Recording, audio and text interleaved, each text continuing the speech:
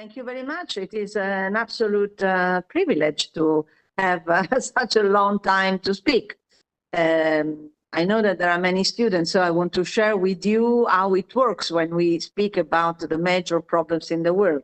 Usually when we have meetings with the 27 member states, we are asked to speak between 3 and 6 minutes to explain what is happening in the world. And this is a good exercise in a sense, because of course you are obliged to make a synthesis of issues. But it is also sometimes frustrating because, of course, you want to explain well, make sure that people understand, and especially really try to reflect the complexity of the issues you are trying to describe.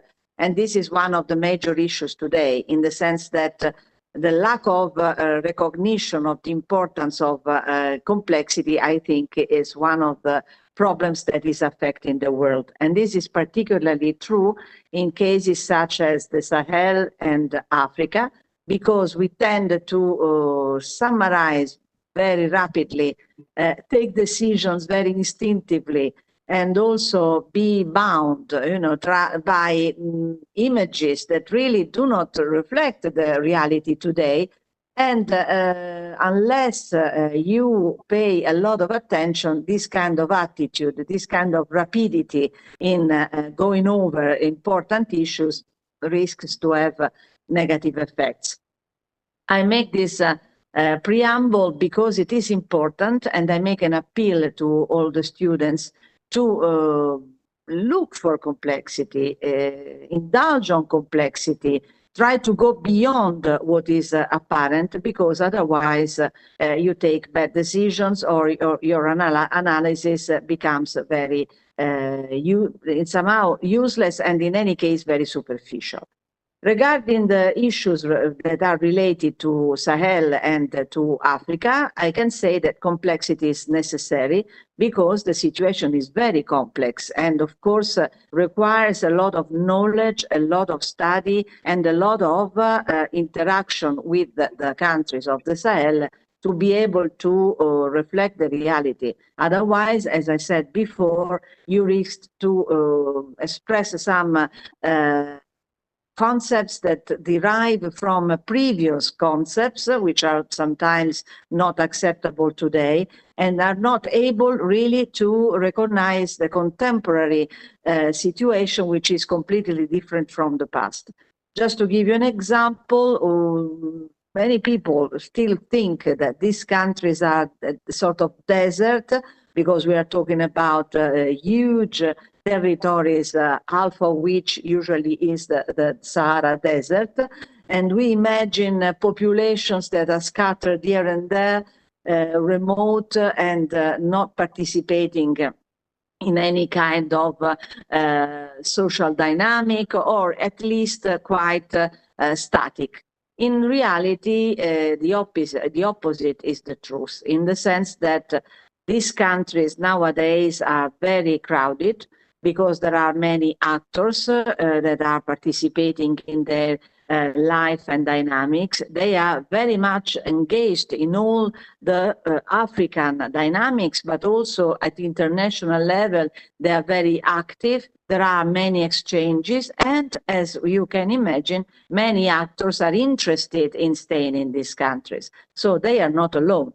We are talking, regarding the Sahel, about 5 countries in particular, which are Mali, Burkina Faso, Niger,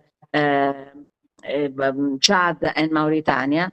But in reality, they are part of a much larger context, which is also, of course, made by all the coastal countries in the south, Togo, Benin, Nigeria as well, which is part of this western area of Africa, Ghana, Cote d'Ivoire, and all the others, as well as in the north, of course, the countries of the Maghreb. So you can imagine how much context there is, how much content there is, how much dynamics there are, and of course how important these regions are.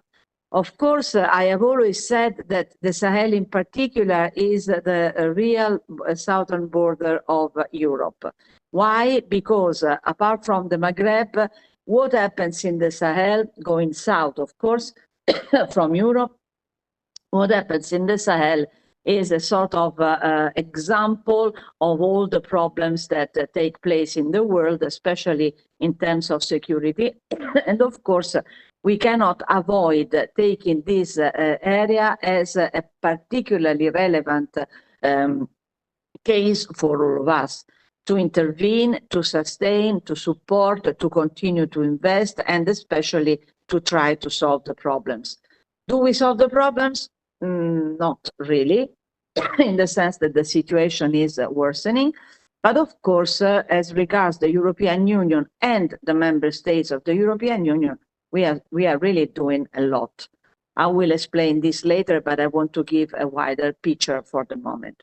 So going back to my concept of complexity, I want to tell you that, for instance, when you look at this area, in particular the Sahel, but West Africa in general, we have many actors from the European Union, of course, which is the main partner of each country of the Sahel and of all the countries of the the Gulf of Guinea. But we also have China, which has been there with a lot of projects and interactions since decades. They are not newcomers. The same we can say about Russia, that was present in Africa and in the Sahel, of course, and in the whole of West Africa since decades, was a very close friend of these countries, of all African countries during the independence movement in the 60s, as well as, for instance, Saudi Arabia, Turkey, Japan, as well as Iran. At the moment, they are trying to penetrate, and many others that, of course, are particularly important. At the same time, you also find interactions between the countries of the Maghreb in the north and the Sahel, and also the countries in the south and the Gulf of Guinea. For instance, Algeria is a very important actor in the Sahel, as well as Morocco, particularly relevant, of course, also because there are many routes of migration that move through Mauritania towards Morocco, as well as through Niger, as well as through Mali, for instance, and Burkina. And then you also have Egypt, which is very interested also in becoming a strong leader in the whole of Africa. You have Libya, which is a complicated country that is considered by the Sahel the origin of all the problems, because after the fall of Gaddafi, they say that the sort of chaos started, which affected the region, and the huge circulation of weapons started from there and diffused, of course, all over the region of the Sahel and beyond in the whole of West Africa. This is just to give you a little bit of the complexity. To add more complexity, we also have regional organizations. We have a very important regional organizations, which is the Economic Community of West African States, called ECOWAS, la CEDEAO en français, si vous préférez parler en français. But ECOWAS at the moment, it's in a deep crisis, because while in the past there was a certain degree of unity, it was capable of keeping all the countries together, similar to, for instance, what it was the European Union in the past, when it was mainly based on economic ties. But nowadays, they are in crisis because three main countries of the Economic Community, ECOWAS, decided to leave the community, they decided to leave the regional organization. And they have formed a group of their own, Mali, Niger, and Burkina Faso, which makes it more complicated also because these three countries are governed by military leaderships after coup d'etat, which means that they are difficult for us to be considered as legitimate leaderships because, of course, they are the result of a coup d'etat, which in our view is a violation. The French define it an act de force because it is a way of obtaining power through an act of force, in fact. And for us, it's very difficult to interact and to continue to support the countries as before, because they are not legitimate governments. They should go through elections. They should return to constitutional order. They should, of course, develop a democratic governance. This is just an introduction. So I just want to tell you how complicated it is and how difficult it is for a person like me, for instance, to be able to move between the European Union that I represent and a situation like that in the region and in West Africa in general, also considering that all this is part of a wider context. For instance, the African Union. The African Union is a very important organization, very strong and very relevant because it represents 54 states. But at the same time, of course, it has its own fragilities, having to face situations such as a coup d'etat, such as a huge increase in security, problems with leadership, because if there are coup d'etat, it means that the leaderships are not stable, they are fragile, they could be attacked any day, and everything could collapse any minute. So you can imagine also for the African Union how difficult it is to manage all this. I want to say that in reality, there are two elements that we have to take into consideration. One is the fact that Africa is becoming more important. Not that it was not important in the past, but honestly, because of the poverty, the difficult conditions of many areas in Africa, a continent that is affected by all the problems in the world, starting from food security to consequences of the climate change, to a huge increase in security, meaning terrorism, which is, for instance, in the Sahel mixed with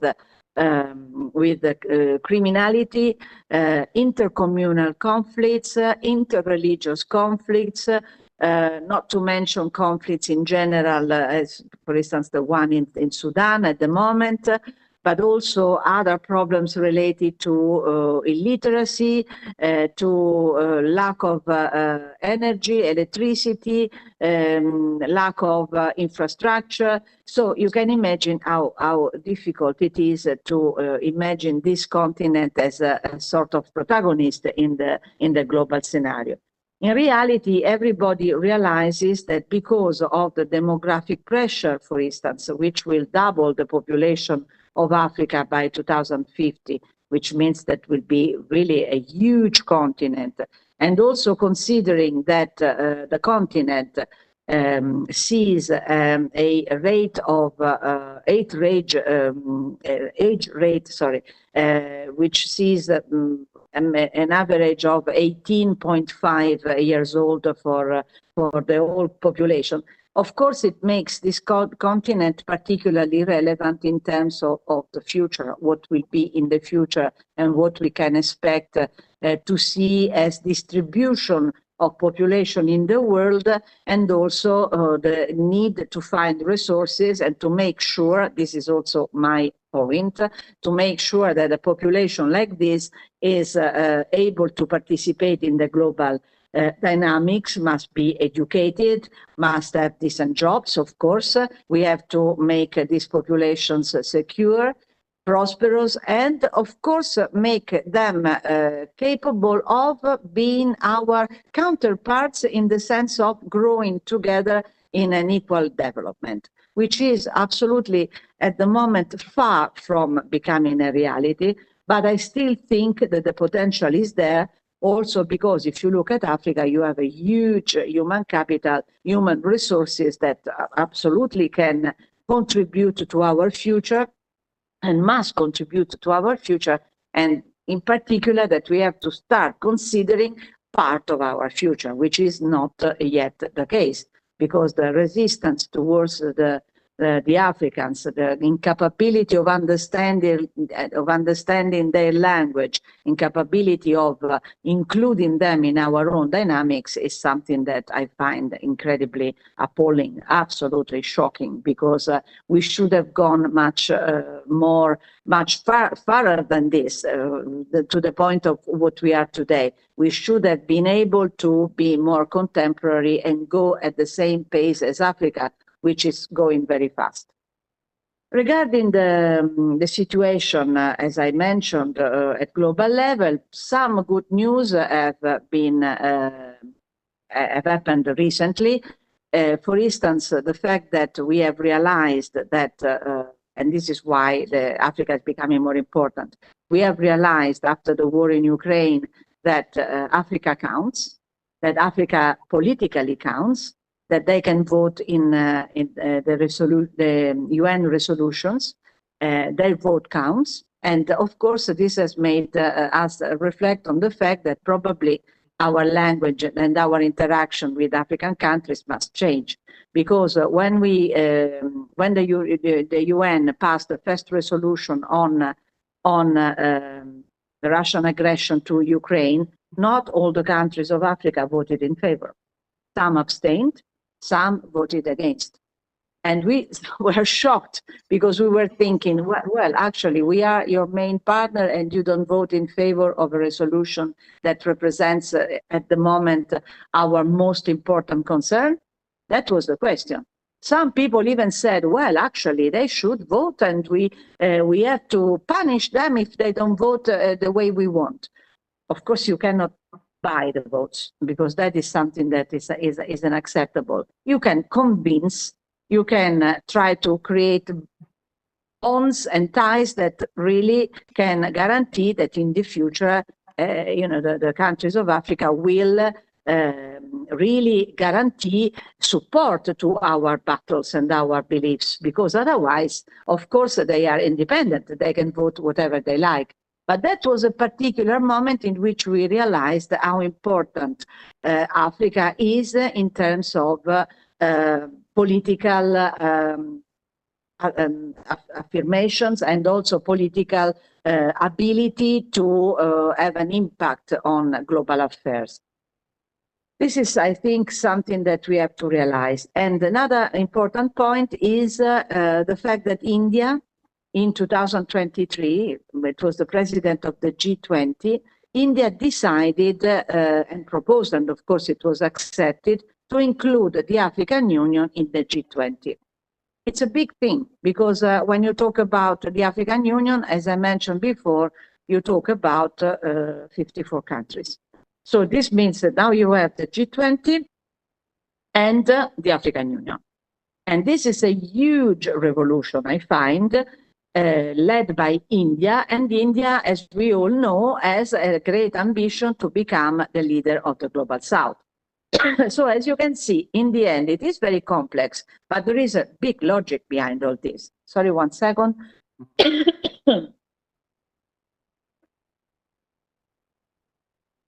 Good. Sip of water. Yeah. Okay. So you see the logic. I think now you are starting to see the logic. Recognize that Africa is a very important actor, analyze the fact that they can have an impact on global affairs. Some understand this and therefore react by saying, like India, let's keep Africa on our side and include Africa in the G20. And at the same time, of course, redistribute the partnerships, because, of course, as I said, in the Sahel, for instance, or in West Africa, the situation is very crowded. So we are working side by side with Russia, with Turkey, with China, and with many others. So we are not alone. The European Union, is the European Union aware, because we have to ask a question, of these problems? Of course, the European Union is very aware, and the European Union is very worried, because you have to consider that the European Union is the main funder of the African Union. We have always been supporting the African Union. We are the main partner of most countries in Africa. And in the Sahel and West Africa, we are the main partner, meaning that we are providing a lot of support. In what? Usually, when you talk about support, you provide support and security, support in development cooperation, and also, of course, humanitarian aid, which is the very famous nexus, as the United Nations define it, between peace, security, and, of course, development. Are we able to continue to be the main partner in this way? Well, we continue to be the main partner, but it's very difficult to be the same as we were in the past. In Chad, for instance, I was recently in Chad, and of course I have always been touring all the Sahel and all the other countries. But just to give you an example, in Chad, we remain the main partner, there is no doubt. Of course, they make it very clear they also want to be friends with Russia, which is difficult for us to accept in this moment. But because they affirm their sovereignty, we have to accept the fact as a fact. And we also have to insist on our partnership. And we have to say, yes, but what does the European Union offer? We offer humanitarian aid, we offer development cooperation, we offer support for security, which are things that are not offered by Russia. So in the end, we are not in competition with these other actors because what we offer is absolutely unique. In Chad, we can do everything because with Chad, we have a relaxed relationship at the moment, although there are many problems. And of course, we are very prudent because we know that they have elections. They had a lot of difficulties in their transition because, just to give you an example, the president, the B, died, and instead of calling for in a battle, actually in a battlefield, and instead of calling for elections, it was decided that his son would take his place, which is probably all of you have studied Weber, the typical, traditional power which replaces the bureaucratic power, which is something completely different. Of course, the transition has been long, but now the elections this year has been done. There will be for the president, and the president was elected, of course, the son of the previous president. But then there will be now the legislative elections, and so we will complete the cycle. With Chad, we are more relaxed because they are going through the transition and they are going to end the transition. So we support their development. I was there. I visited some of our projects.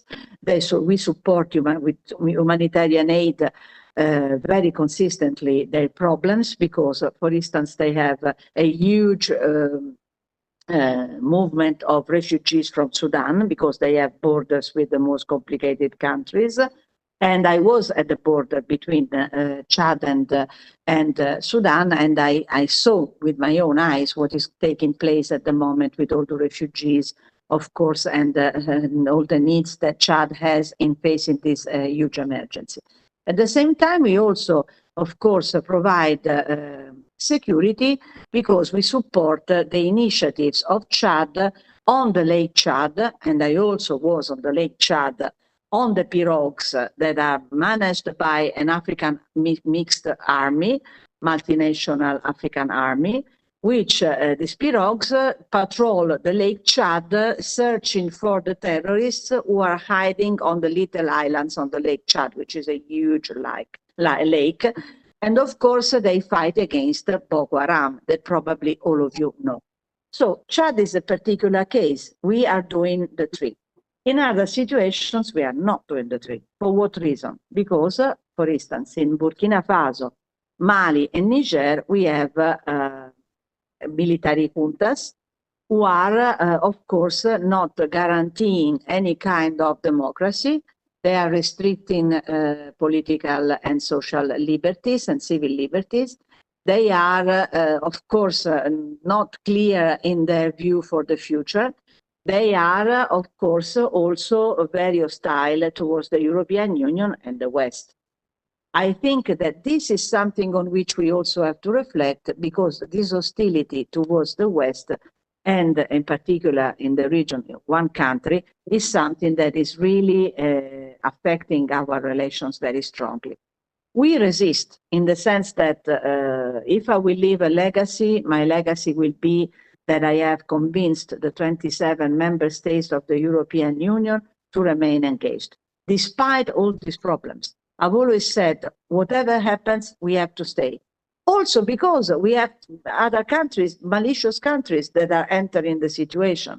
In Mali, for instance, the military junta called the Wagner Group, which is a group, a Russian group, but a group of mercenaries who have also committed violations of human rights. So what does the European Union? The European Union, in my view, in order to contrast this kind of phenomena, must remain engaged. Because otherwise, what do we do with the population? The population becomes even more vulnerable. In Burkina Faso, we have a huge security problem, 30% of the territory under the control of the terrorists, almost 3 million displaced people, and they are displaced for many reasons, in particular because of terrorists and the violence they perpetrate, but also because of many other issues, such as food security, lack of resources. The quality of living is appalling. And you have to consider that access to basic services is non-existent. For instance, the problem with schools are burnt down, and so children cannot have access to education, not to mention the health system. It's a real disaster. I think that probably Burkina Faso, which is a country that I really love very much, is in the worst condition. Talking about Mauritania, and all these countries, of course, are reflecting the more general situation in Africa. Mauritania has had a very difficult approach to the issues by which it is affected. Of course, in the three countries I mentioned before, Niger, Burkina Faso, and Mali, we are still supporting the populations. We always support the populations with a lot of humanitarian aid. And I have to say that also many member states of the European Union are supporting the population, also providing development cooperation, as well as like-minded countries. For instance, the United States, they are providing a lot of humanitarian aid. Regarding security, the situation is very difficult because we have been de facto asked to leave in Mali, for instance. They asked us, all the military presence, to leave the country. The same has happened elsewhere, in Niger, for instance.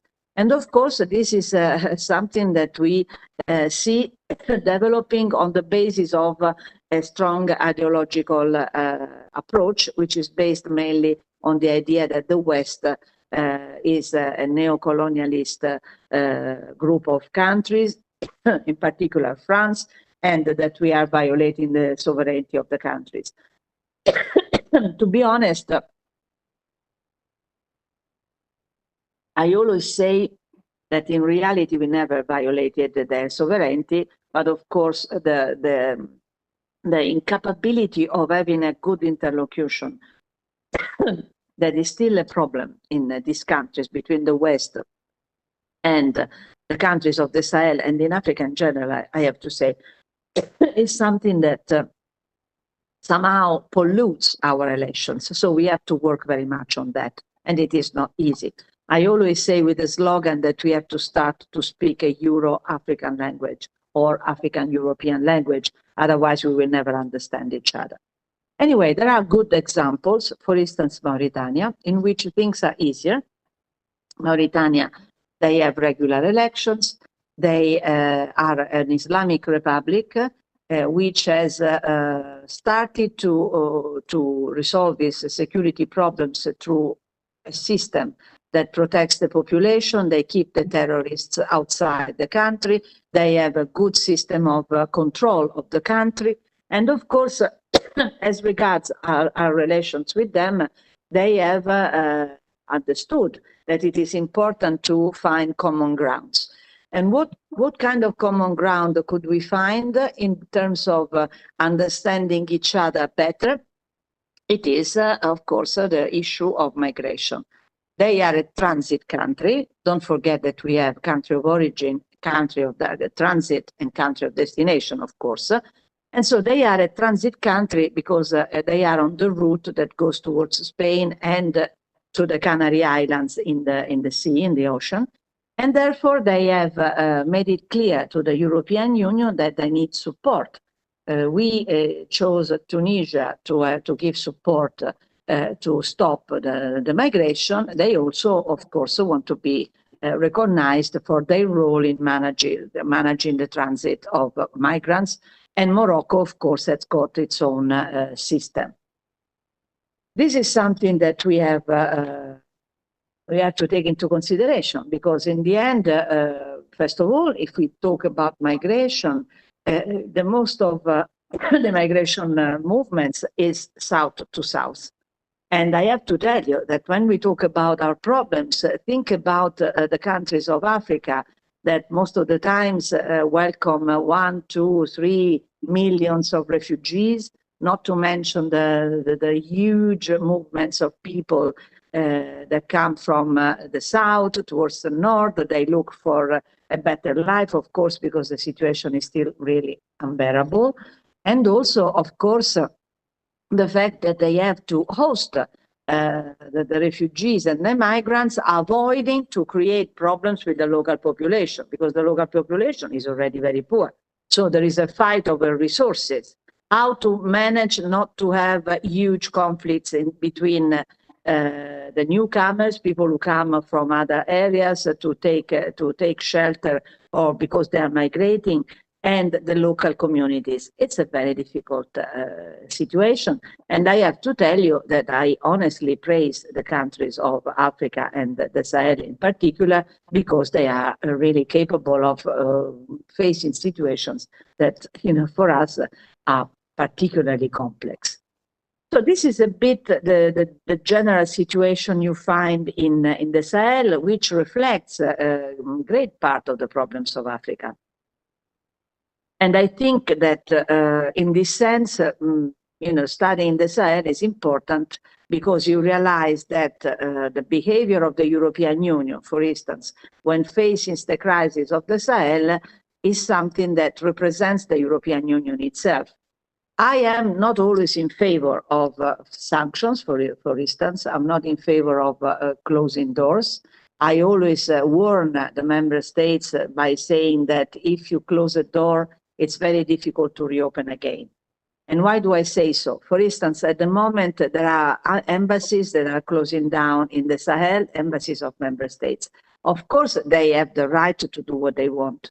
Maybe there are motivations related to administrative reorganization, and this is absolutely understandable. But it is also true that, we have to be careful in not closing doors. I was member of the parliament. I was deputy minister of foreign affairs. And I can tell you that I know very well, because we are in a democracy in Italy, that when you decide to close something, to reopen it, it's a nightmare, because you have to go through the parliament, of course, to restart the whole process. It is also legitimate, but it is important to think twice before taking decisions, because, of course, once a decision has been taken, which is in favor of everybody, of course, it's better to try to maintain it as much as possible, of course, open doors. The other thing is how to relate to, for instance, military juntas. Consider that in my life, not only now, but all over my life, because I spent all my life in conflict areas, negotiating between communities, between heads of state, in extreme situations between groups fighting groups in wars, in Kosovo, everywhere, in Afghanistan. So I can tell you that you have to find a formula to have a dialogue with these groups.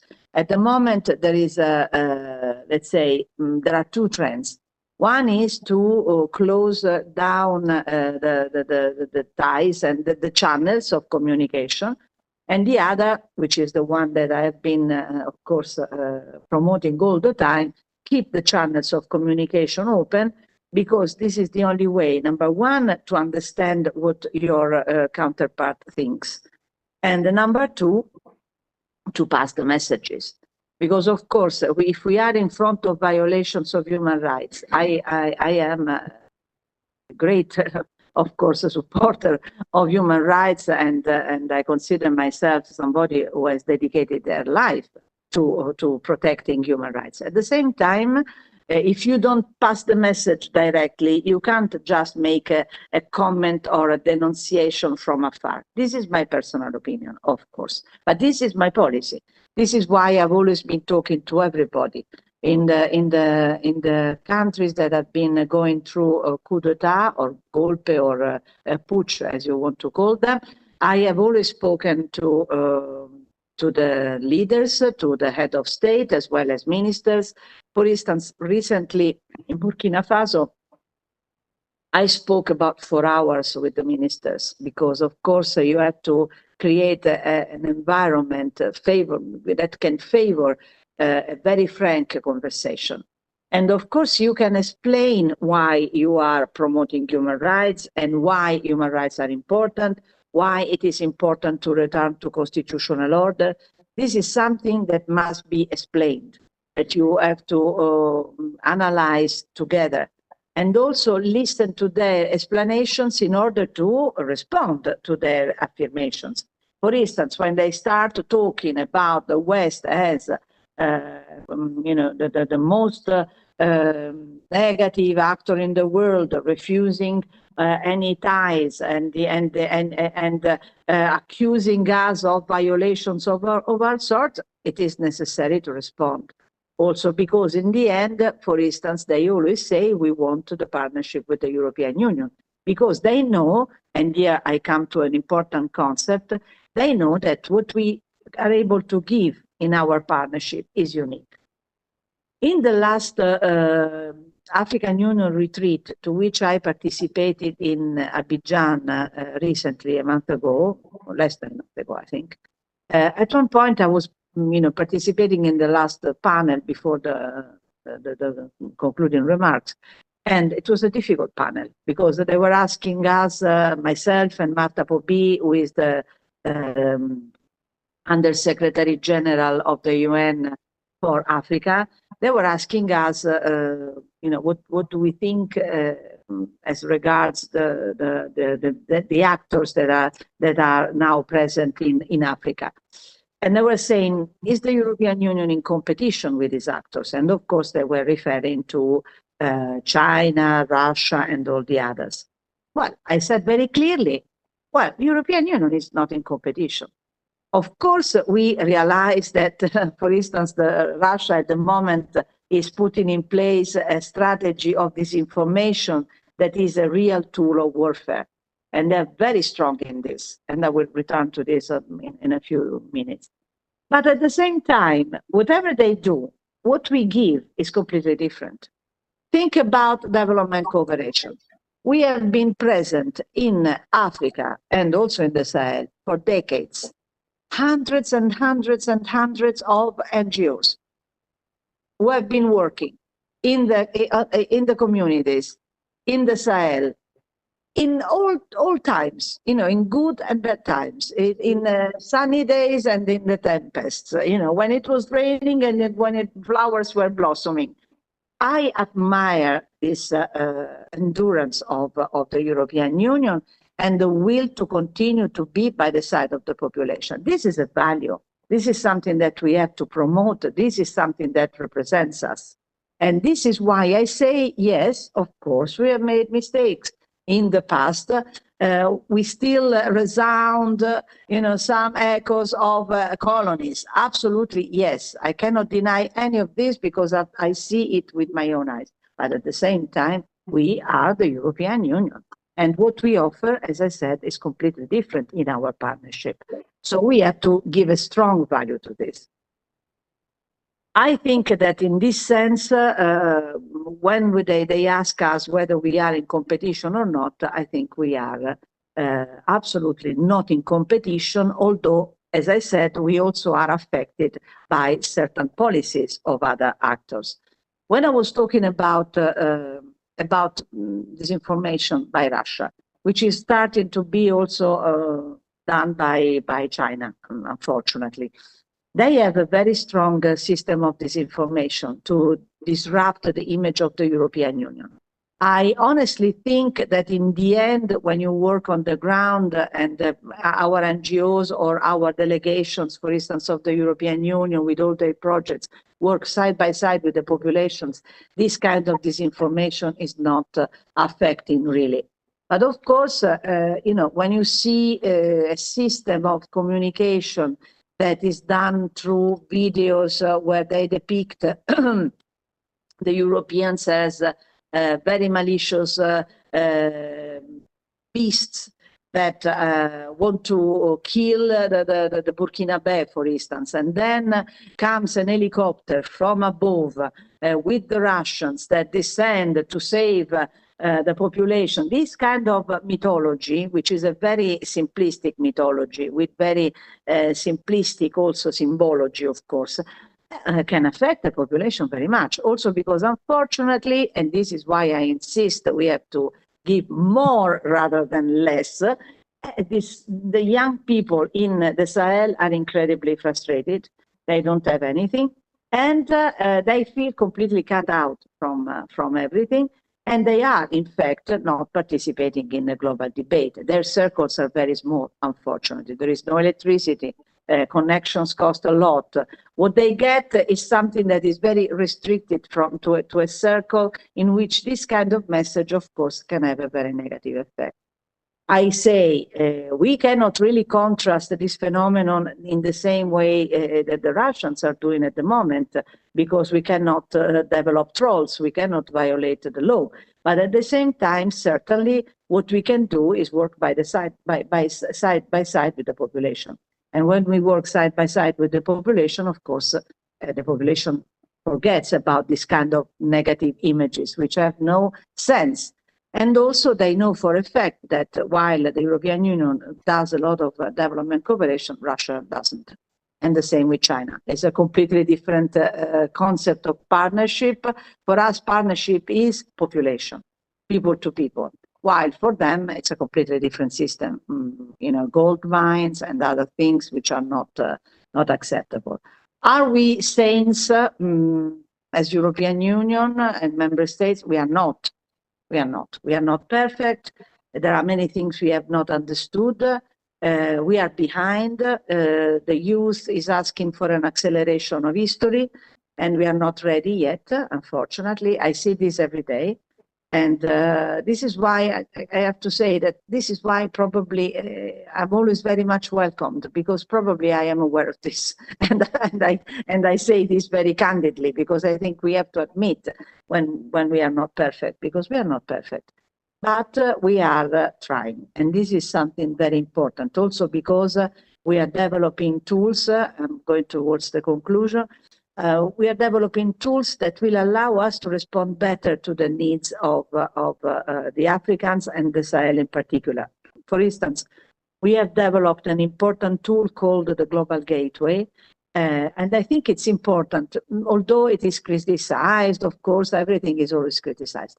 But it's important because in any case, it has provided 150 billion euro for Africa, 72% of which for sub-Saharan Africa.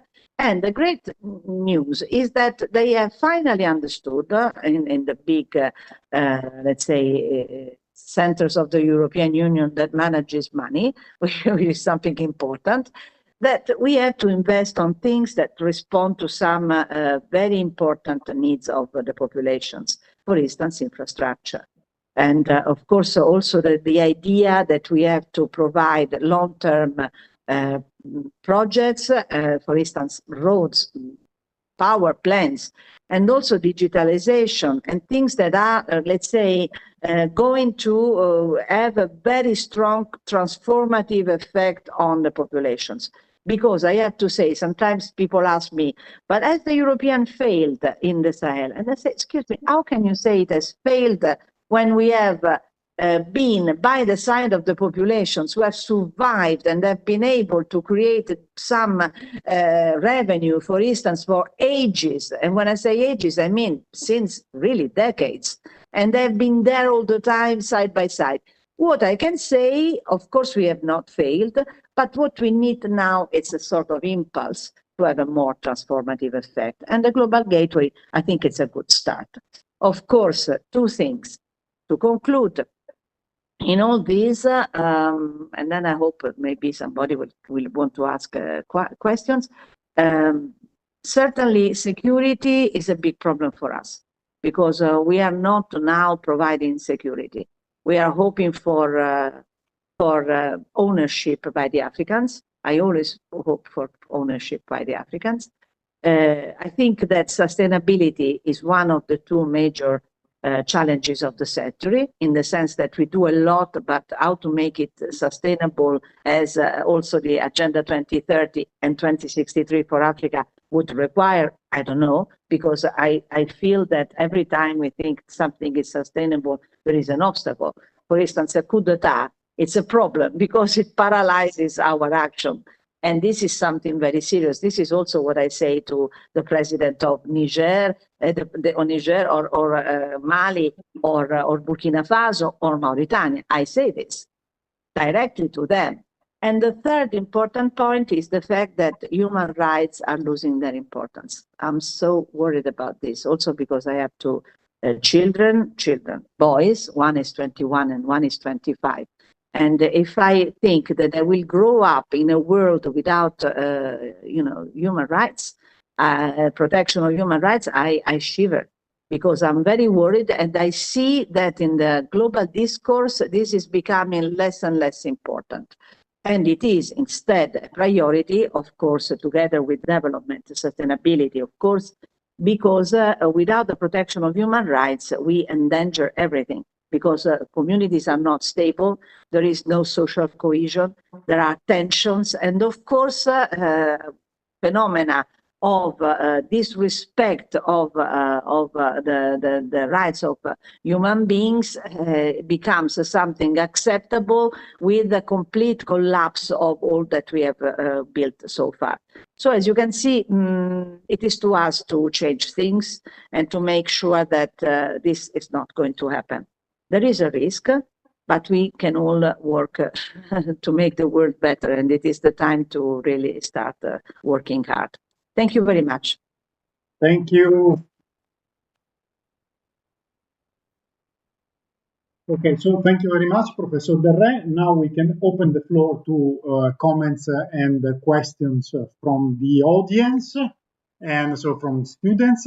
If there are any questions or comments, so the first one is from me, so I can serve as icebreaker. So yes, so and my question is about your job, first of all.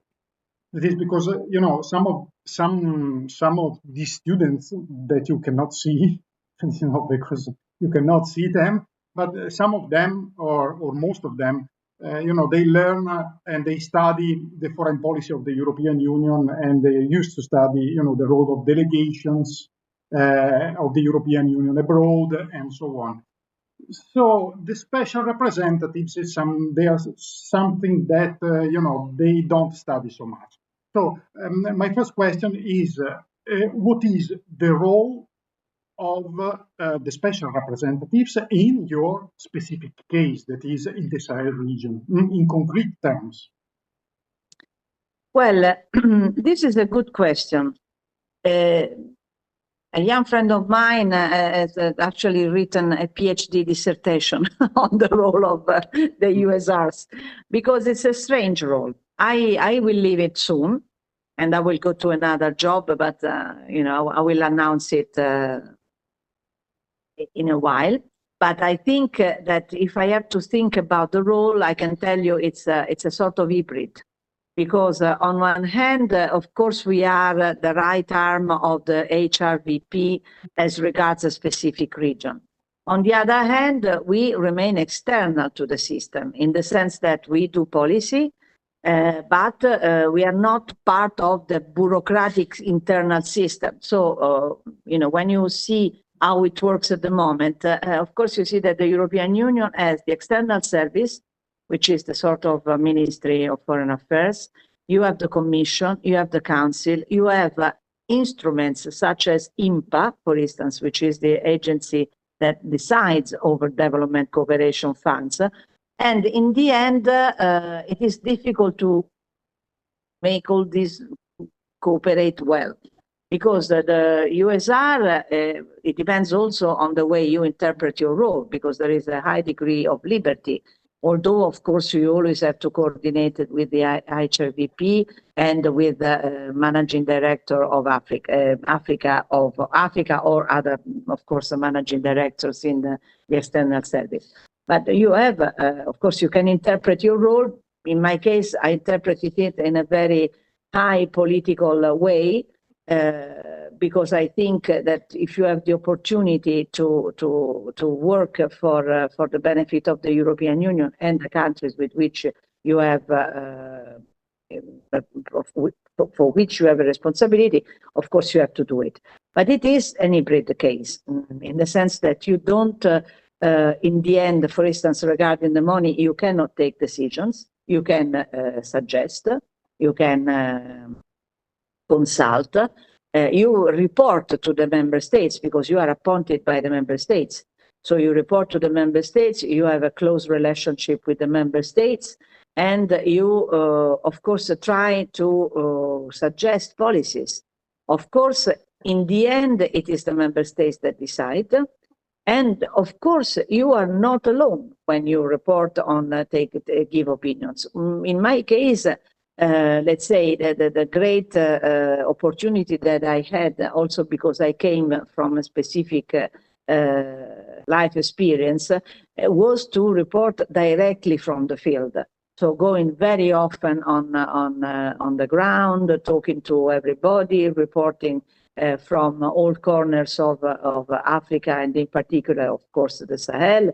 And that was my specificity. It's not the same case with everybody, but I think that this, in my interpretation, would be the added value. Of course, you have a mandate, which is to report, to counsel, to advise, to propose. As I said, remaining as an hybrid.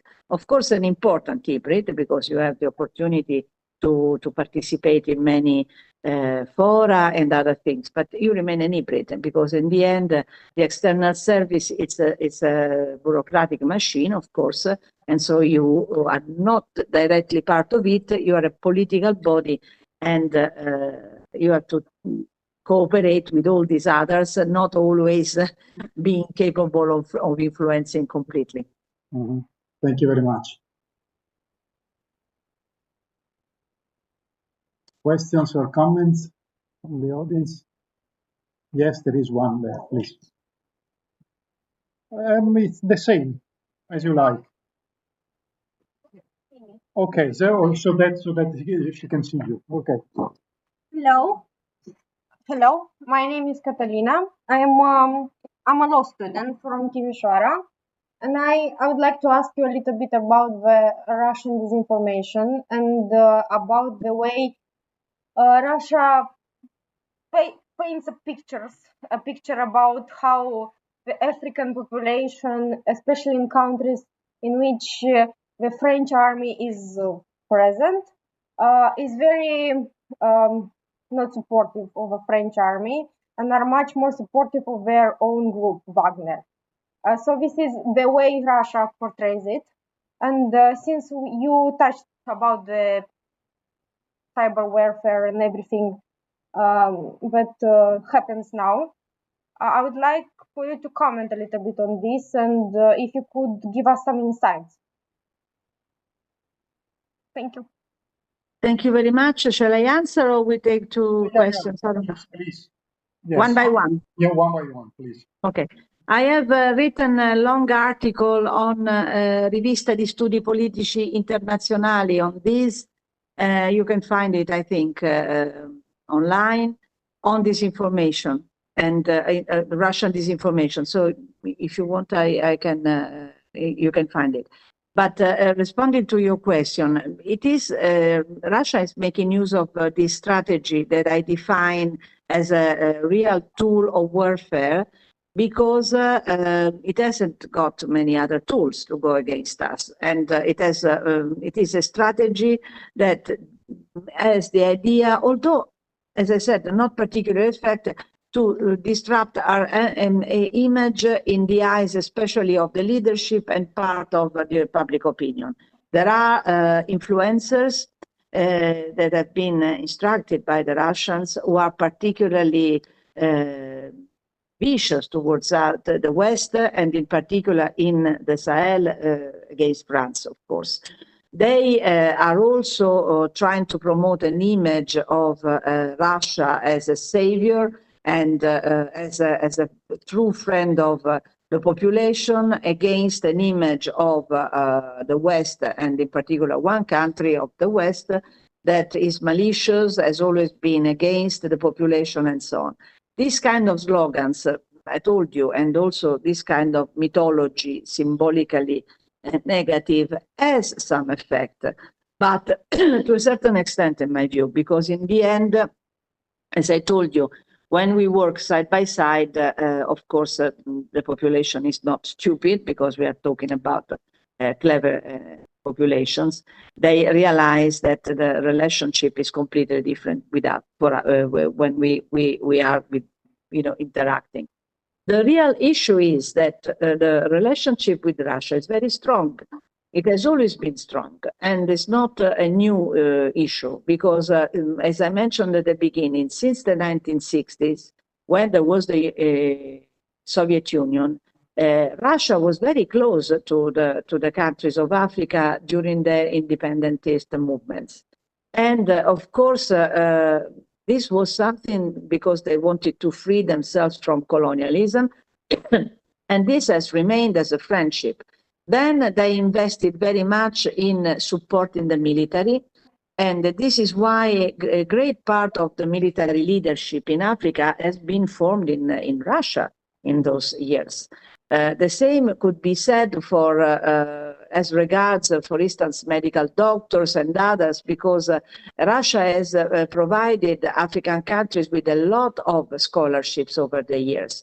In the end, I would say simply that although there is this kind of disinformation, the effectiveness in the Sahel is limited, because if young people have to choose whether to study in Russia or to study in France, they prefer to go to France. And this is an absolute reality. And if you look at the diasporas are in Europe.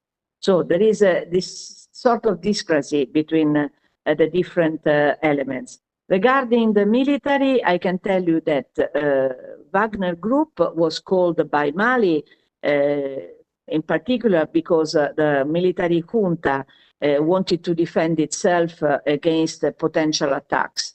And this is why they called this military group, which is a group of mercenaries. The trick was that because it was a group of mercenaries, of course they were without a contract.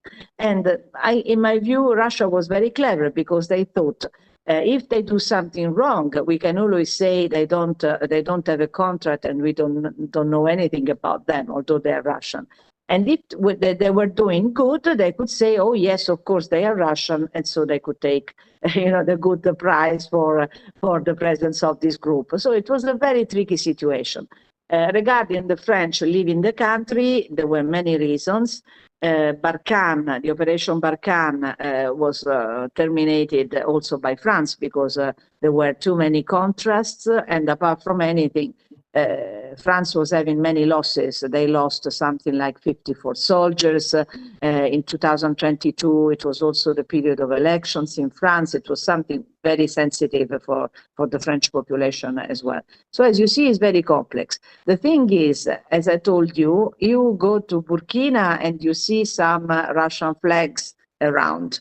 I was there a week ago, and I know, even in a roundabout that I know well because we always pass by there are some Russian flags together with the Burkina flags. But I don't think this is going to change history. Of course, some of the things are painful because recently there were declarations by representatives, not of the Sahel, but of the Gulf of Guinea, who were saying that Ukraine is committing a genocide in Russia, in the Donbass, and of course for us, for the Europeans, this is unacceptable. And the Minister of Foreign Affairs of Ukraine reacted, saying, "How dare you say that we are committing a genocide in Donbass when, of course, Russia is doing what it's doing to us." So Russia is always there; it's a shadow. And of course, the countries of the West of West Africa and Africa in general, they feel that they are free, of course, to choose. And this was representative not once but several times when there were resolutions against Russia, and some countries simply didn't vote in favor. Some abstained, some voted in favor, but of course we didn't see.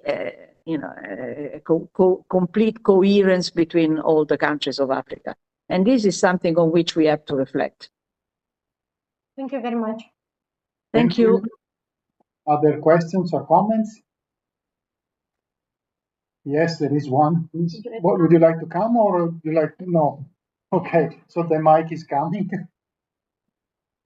But this is a difficult topic, I know, very difficult. Yeah. And the students are very good, actually. Hello, can you hear me? Can you hear her? Yes. Can you speak loudly a little bit? Speak up. Can you hear me now? Better? More or less. Maybe the professor will repeat. Or maybe you can come here. Yes, it is better. Yeah.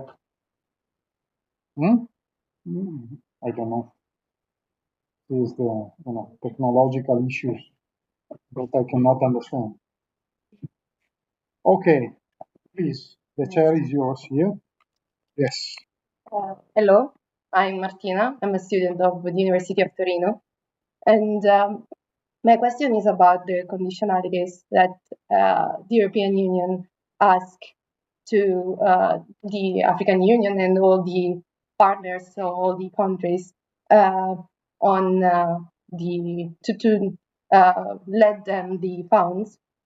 And my question is, the European Union actually, as you said, is trying to create capacity building within the African states. So why they are not using, I think, mechanisms that are from the African Union, that are made by the African Union to evaluate the human rights within Africa. For example, I'm thinking about the African peer review mechanism. That is a mechanism that the African Union has created. So this is my question. Yes. Thank you. Okay, this is again a very good question. I don't know where to start because this is a very complex situation in the sense that nobody puts in doubt the importance of human rights. The problem is where we put human rights in the hierarchy of the political issues to be taken into consideration. It seems to me that at the moment, because there are many controversial issues, it is difficult to put human rights at the top of our preoccupations, especially when we have to discuss other issues. I give you an example. At the moment, there are many countries in Africa that have laws against LGBTQ+. And this is a major problem because for us, also in Europe, we have this problem, no doubt. But for us, of course, this is something that is part of human rights, of course. We couldn't imagine human rights without taking into consideration these issues. But these are complicated in the sense that, for instance, the recent agreement, Samoa Agreement, was not signed by Nigeria, which is a country that we consider a good friend, of course. It's a very big and important country, as you know, Nigeria. Well, they didn't sign it immediately. They signed it very late, only in July this year. 2024 because of the fact that LGBTQ plus issues were mentioned, and they didn't think that any kind of global entity could decide on the internal affairs. They are not in favor of recognizing the rights of LGBTQ plus, but they wanted to impose, of course they succeeded, because otherwise they wouldn't have signed. They want to impose their view by saying, you can mention it, but we decide. So whatever relates to LGBTQ plus must be decided by the internal legislation and not by an entity above our national legislation. We know that this is an attitude that is, of course, taking place as a movement at the global level, because if you heard the speeches of Trump after his election, this is exactly what is taking place. National systems are more important than the global decisions. So conventions are in danger because they might not be felt as representing everybody. And human rights as a universal concept risks to be, let's say, put aside because it creates complications when interacting between states. This is what I fear the most, because I think that human rights are absolutely at the top of all the preoccupations, because we have to consider individuals. We cannot forget that the world is made of individuals, of course. And this is why we have to apply universal rules. But I can tell you very clearly that in most cases, I don't want to mention the names, but in most cases I've been told, not by Europeans, of course, but others, not to talk about human rights because they create problems. Because people don't understand the importance of human rights in managing societies. This is why I'm trying to develop motivations by which human rights should be respected. Because apart from anything, we are far from saying that human rights are respected at global level. But the problem is that now we put in doubt, the world is putting in doubt the importance of having a common legislation, because we are returning to the point of thinking that common legislations must not be accepted necessarily by everybody. Sovereignty is misunderstood, because sovereignty is interpreted as the power of refusing things rather than the power of actually being able to implement good things for your own state. So I think it's a very dangerous moment. And as regards the African Union, of course, they have a lot of regulations that favor human rights. But the problem is how to harmonize this at African level with all the partners. When you are 54 countries, in most of the countries you have different views. For instance, now Burkina Faso wants to reintroduce the death penalty. And of course, it's in line with a great part of the United States, just to give an example, and many other countries. And how can the African Union make sure that there is a unity in this sense? I think that probably the European Union is the only organization that is managing to do this, although, as you very well know, there is at least one state that is unfortunately going against this kind of concept. So this is why I was manifesting my very strong and deep preoccupation. Thank you. Thank you very much. Other questions or comments? We can try again with the mic. Sorry, there is one. But we can try again with. Okay, let's try with the mic, otherwise it's no, you have to turn it down. Era chiaro? Per questo devo scrivere un libro. Hello, can you hear me? Yes. Okay. Oh, great. So my question is related to the US. I mean, what is the perception that African countries and also the population in particular have towards the US? I mean, the US has always been disengaging and engaging in the African countries, never taking like a very hard or specific position towards the Sahel in general, the Africa. So, do you think they feel somehow neglected, or I don't know? What is their perception towards the US? It's like the same as the one towards the EU. Sorry, I only understood that the US is engaging and disengaging from Africa. Professor, can you repeat the question? Oh, I got that part. It's regarding the engagement of the US. It's engagement, the perceptions.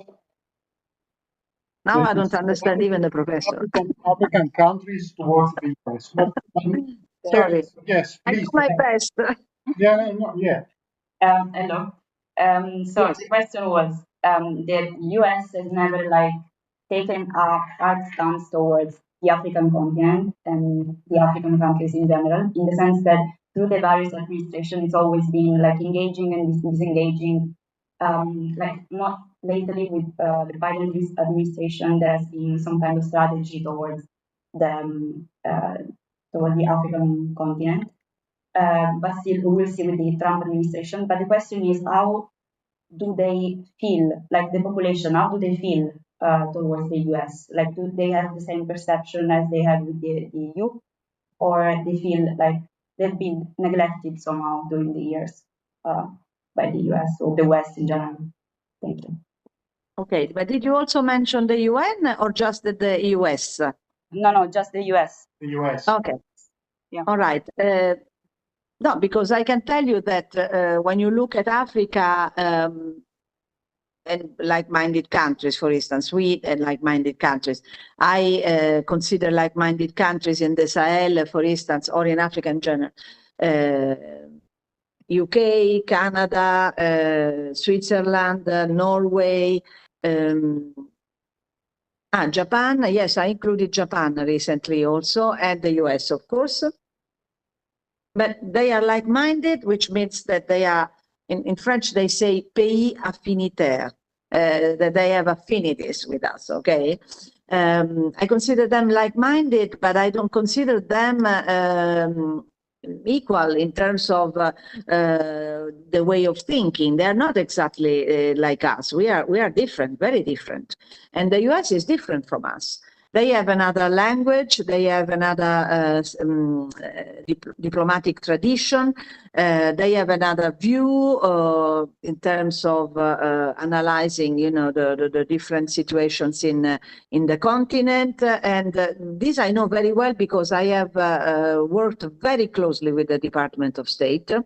And I have changed all the time with them. But just for instance, to give you an example, when the three countries of the Sahel decided, Niger, Burkina Faso and Mali, decided to leave the regional organization and to form their own organization, which is called Alliance of the Sahel States, l'Alliance des États du Sahel, we were shocked.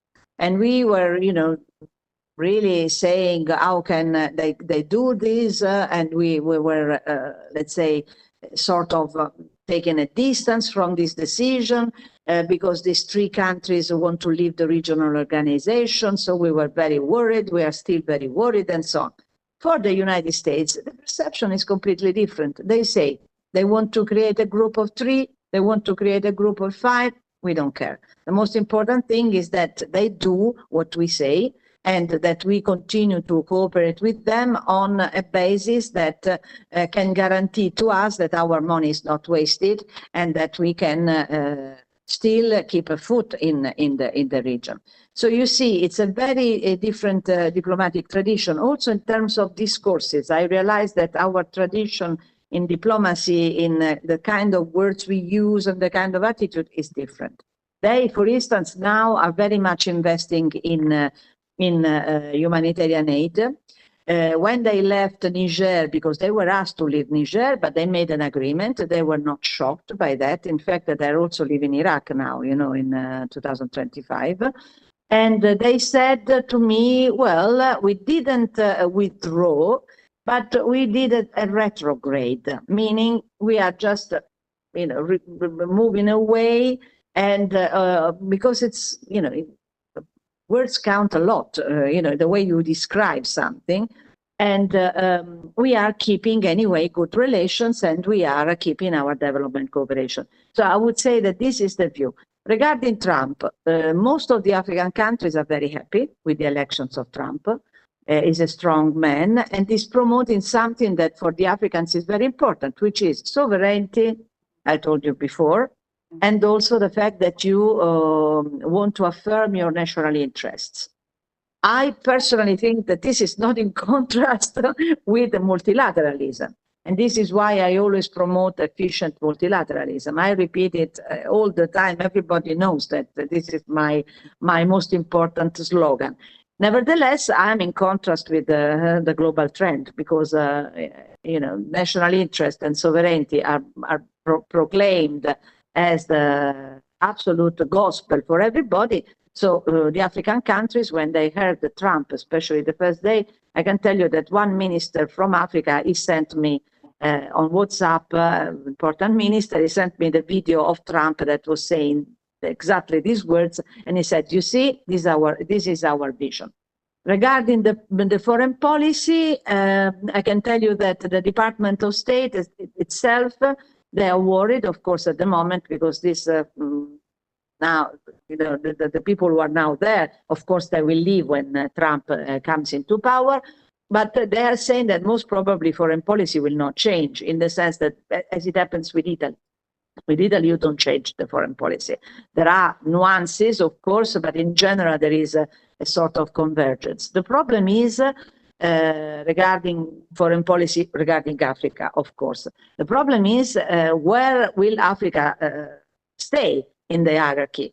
It will be very low, most probably. This is why Biden is now going to Angola very soon, because he wants to keep, let's say, this kind of relationship ongoing, although Biden was not very visible in Africa, honestly.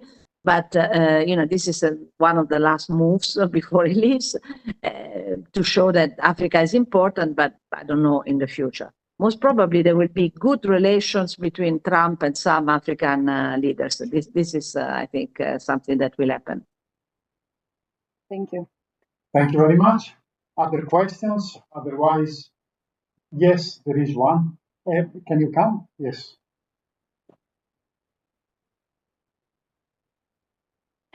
Maybe the last one, Professor. Yes. Okay. We don't want to abuse of your time. No, but with the students, I'm always happy. So. Yeah. Okay. Yes, please take a seat here.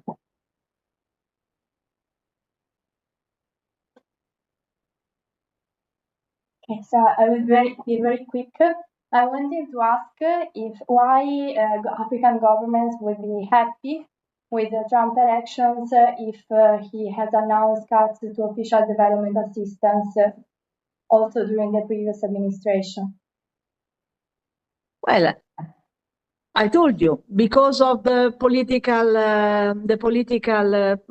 position and attitude, because given that he has promoted this, very strong accent on sovereignty, it is the same accent that they are putting on their own internal affairs, and this is why they feel represented by this kind of attitude. This is the thing. There are other elements, for instance, the different attitudes towards Putin.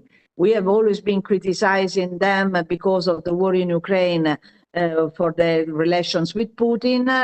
Trump will change this, and so they will probably feel more relaxed in this sense. They will feel less judged by the West in general, because they will feel that probably the equilibria at global level in the sense of global order are changing.